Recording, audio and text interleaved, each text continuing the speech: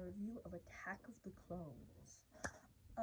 This review might sound like very nerdy because I'm a big fan of Star Wars, and I think this is is one of the most insane things when you actually figure out it in the lore. There's a guy named Poggle the Lesser in here who is a insane part of the whole politics of the separatists and stuff, and he's just like a little freak dude. Jango Fett is cooler than Boba. That's what I'm gonna start off with. Hot take. Jango's cooler than Boba. Also got Padme here. This exact suit is actually from Revenge of the Sith, but I had no Attack of the Clones related paraphernalia. What else? I find this movie is a great setup for both the Clone Wars and Revenge of the Sith. Great setup for both. Obi-Wan in this movie looks awesome. The mullet and the beard is amazing. The whole part of on Geonosis is so good. So good. They go to the droid factory, and then they go over and they fight, and they go into the arena, which is called the Petrodaki Arena. The beings they fight are the Acklay, the Reek, and the Nexu. The big kitty dude is the Nexu. The big rhino dude is the Reek, and the big green dude is the Acklay. And then after that whole section, that great section, all the Jedis pop up, and then after that they leave, which is something that I've never noticed before, is that they're going through, and then you can see vendors up there, while they are flying, where the gunship's flying up. And then they're going through the gunship, and you see some warfare, and you see the clones just through the dust and stuff. And then the fight with Count Dooku, and then Yoda shows up, and he does his battle cry. That's the death theme in Lego Star Wars.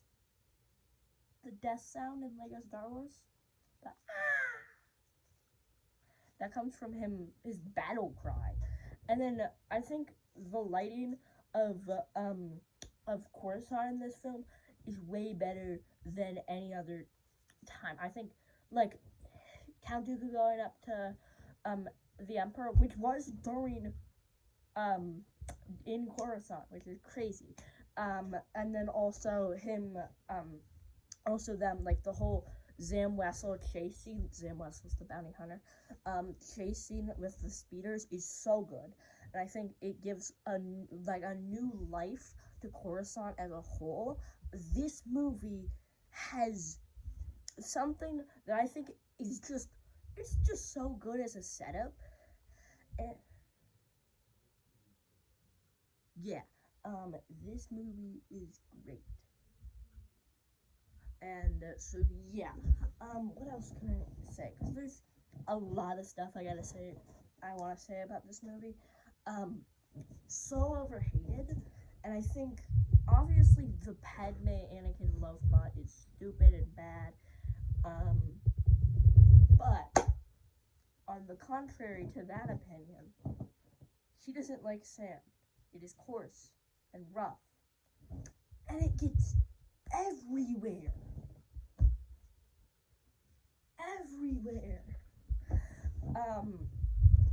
Naboo is amazing. I love the planets. Geonosis is a barren wasteland. Naboo is a lush, amazing place. This movie has so many amazing creatures and aliens and planets. Kamino, I forgot to mention Kamino during this. Kamino's so cool. A constantly radiant planet, to the point where it was once just a regular planet, and now it's just a sea planet. And I know they destroy it later in Star Wars lore, but wouldn't it just become non-existent? Wouldn't there be 4,000 millenniums after Rise of Skywalker, it would just end up non-existent. I don't know what would happen if the seas just kept rising up, even to the clouds. That would be weird. What else? What else? I think Hayden Christensen is a fine actor. Say he's bad. He just has a speech impediment. He's not a bad actor. He has a speech impediment. There's a lot of stuff. I think this one is more a setup for the Clone Wars than Revenge of the Sith is. And you may say, obviously, well, I say, what are you talking about? Revenge of the Sith came out before the Clone Wars, though. And you might say that this is in-universe the setup for the Clone Wars. But I think kind of Revenge of the Sith is definitely a setup for the Clone Wars show.